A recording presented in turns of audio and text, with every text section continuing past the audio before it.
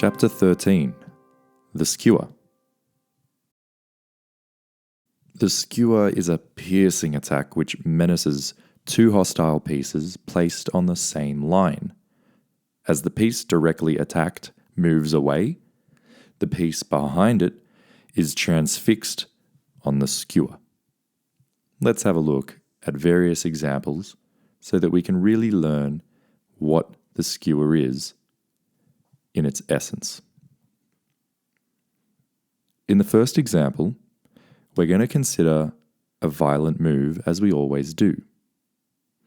The violent move we're going to first consider is for our black knight there on e5 to take the bishop on c4.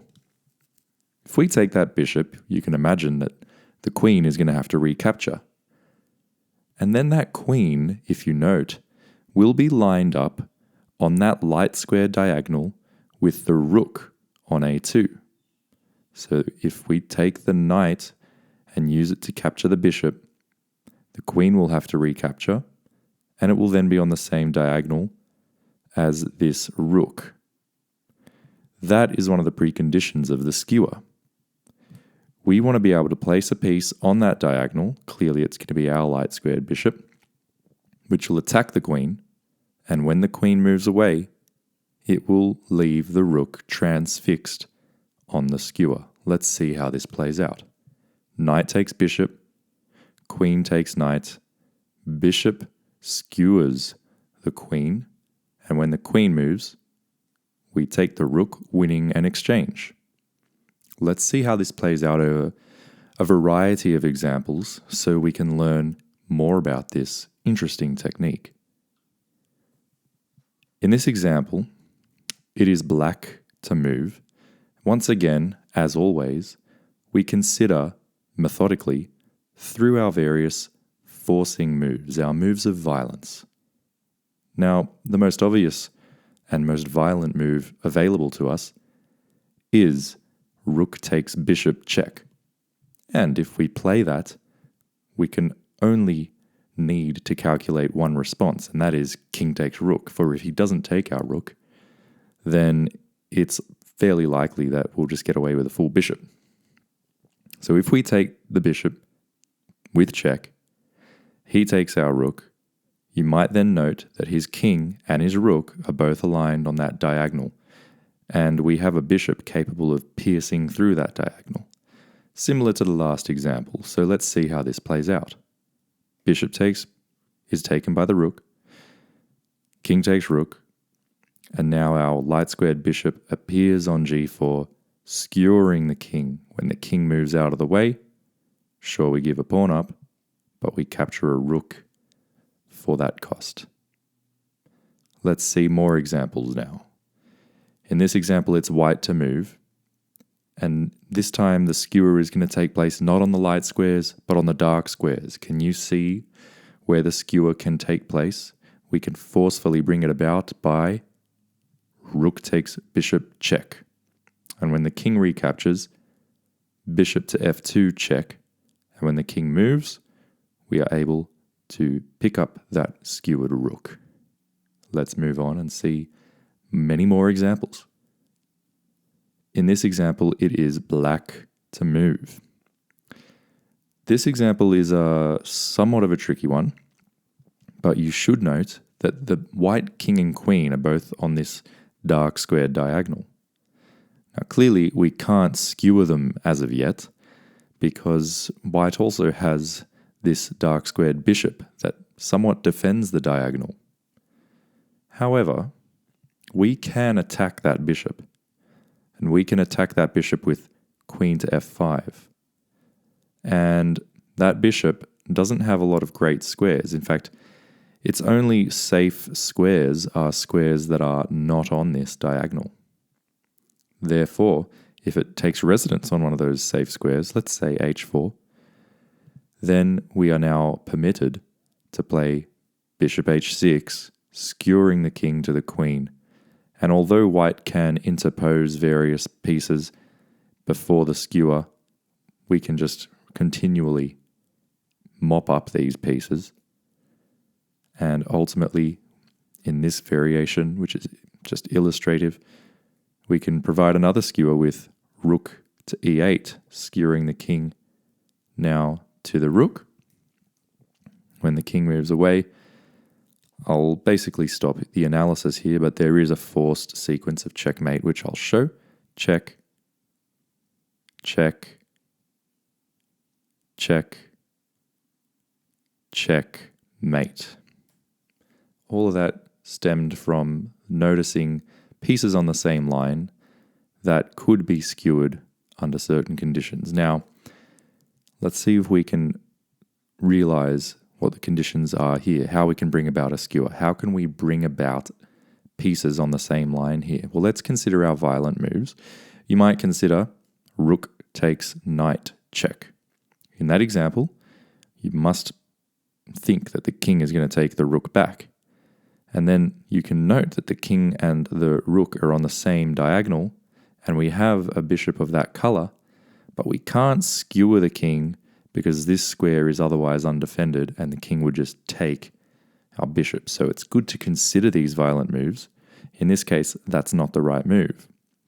Let's consider another violent move. How about rook to b7 check? Now that move absolutely forces the king to come to d8. All other squares are attacked by our pieces. So he has to come to d8. And what's our follow-up there? Of course, we could give another check with the rook here. But then king continues to move away, and we somewhat run out of steam. I suppose we could win this pawn here and win a tempo on the knight. Perhaps we'll fall back on that, but let's consider some other options. We can give a check to the king, and when the king comes to d8, we can also note that the king and the rook are on the same line. So, can we skewer the king to the rook? Well, we could. We could play rook to b8 check. And it's a scary move because, of course, he can take our rook, but we can recapture the rook. In that case, he's won a rook and we've won a knight. So we've given up an exchange, but what do we get as compensation for the exchange? Well, now he's going to have to move the king again. And when the king moves, although we've only lost an exchange, we now get to win an entire rook. En masse, that means we are definitely gaining a lot of material, and that is the best continuation. We give the check, we force the king back, we give another check, practically forcing him to win an exchange, but then give up his rook. Let's see some more examples of this because you can't be too acquainted with the skewer. Of course, combinations in chess, we have to use various of our weaponry in order to maximize our results. And here we see that the c6 square is ripe for our knight. We would love to land the knight here with a fork against the king and the queen. The only thing apparently stopping that is this bishop here. If we play the fork, his bishop's just going to capture our knight, and we may be discouraged by that until we realize that the king and the queen are on the same line. And therefore they are skewerable, particularly if this bishop moves out of the way. And we can skewer it with our rook. Once we give that check, sure, he can interpose the bishop if he wants. We take the bishop, give the check again, and when the king moves, there's going to be a queen there, which actually means this knight check and fork against the queen works. Let's see it. It's a combination. Knight fork, check, also attacking the queen. Bishop takes, but now we have the conditions set for our skewer. We play rook b1 check. When the king moves, we bag the queen. Let's see some more examples now. In this example, white has just captured a pawn, but how do we as black respond? Clearly, we are going to look at our forcing moves. We have this queen h1 check move, which forces the king to g3. Then we have queen takes h3 check, which forces the king basically off the g file and onto the f file. One thing you'll notice about the f file is if the king's there, he's also aligned with his queen, and our queen will have access to the f3 square checking the king, making it move, and then bagging the queen. Let's see it. Check, check, check, win. Let's now see another example. In this example, it is again black to move. And once again, we consider our forceful moves. Particularly, the most forceful move in this position is queen takes h4 check. And as we can see, that forces the king to go to g1. From there, we have queen h1 check, and that forces the king to go to f2. You will note by now, I'm sure, that on f2, the king is on the same line as the queen, and therefore skewerable. Our queen could then drop back to g2, supported by the bishop, give a check to the king, forcing it to move.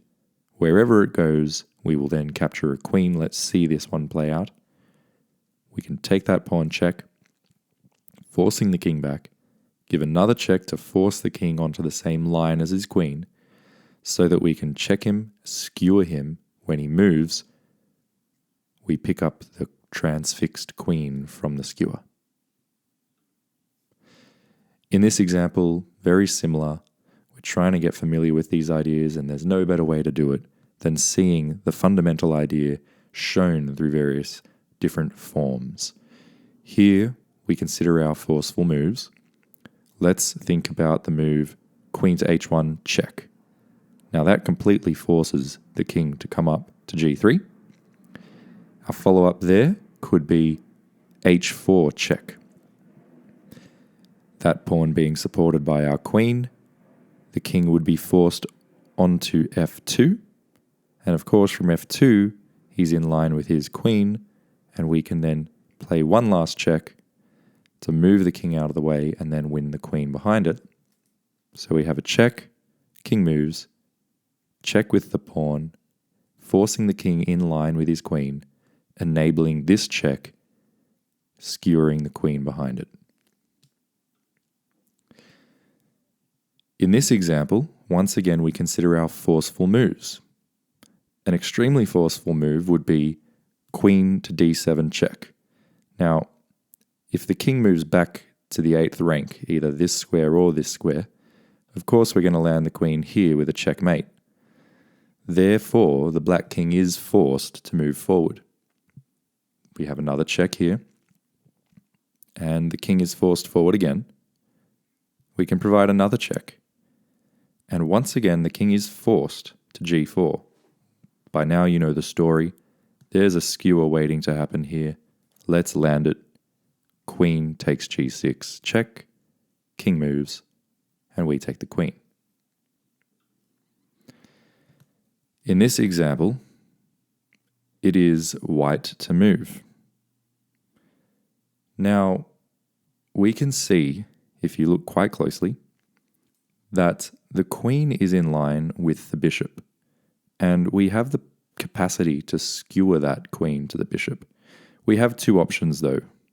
We could use this rook, or we could use this rook. Have a think about it. Which rook would you use?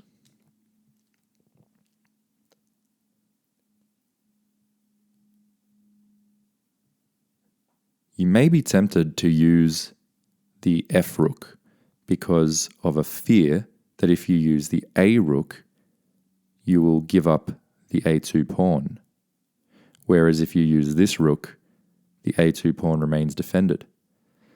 However, the problem with using the F rook is that if the queen moves to B2, where it retains contact with the A1 rook, then our C1 rook will be unable to capture the bishop because we would lose the rook. Let's see that incorrect placement first. If we play this way and the queen moves to B2, we cannot take the bishop because we lose the rook. It's for that reason that the correct way of doing this is actually to use the A rook to go onto the C file. Give up the pawn, but we win a bishop.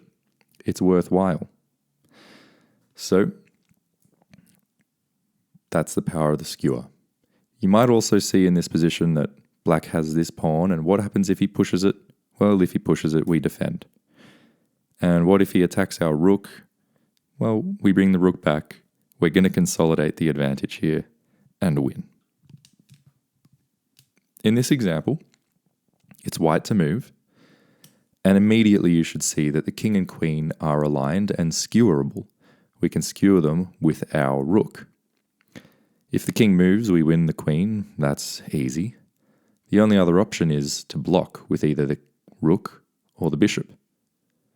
Now, in both cases, we consider the violent moves, and the most violent would be to capture whatever lands there with our rook, providing another check, forcing whichever piece is remaining to capture.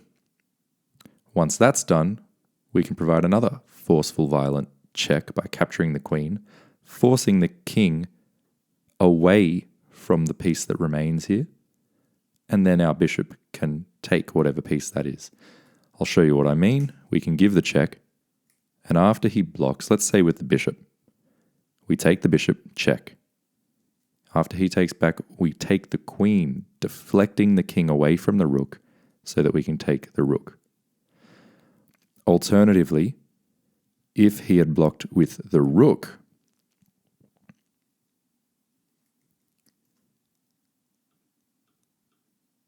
then we would do the same thing. Take the rook, check, and after he recaptures, take the queen, check, deflecting the king away from the bishop, and we have the same ending result. In this example, it is black to move. Can you see a way to use a skewer to our advantage? The position looks quite complex and quite simple in many ways, until you see the queen and rook are on the same diagonal. And we do have a piece that can land on that diagonal supported by a companion. And that, in fact, is the move. Bishop a6, skewering the queen and forcing it away, meaning we can win the exchange. In this example, we are black and we are to move. Hopefully by now we can find, through process of elimination, through process of considering our violent, forceful moves, a very powerful combination. The combination starts with queen e1 check. The reason this is so powerful is because it forces the white king into alignment with his queen. And from there, we can give one more check, moving the king out of the way, and then picking up the skewered queen. This has been Chapter 13, The Skewer. Come back next time and we will continue our journey through the wonderful classic work by Irving Chernev and Fred Reinfeld, that is, Winning Chess, by furthering our knowledge of yet another tool. This time we are going to be talking about queening combinations, and these pertain to the end game.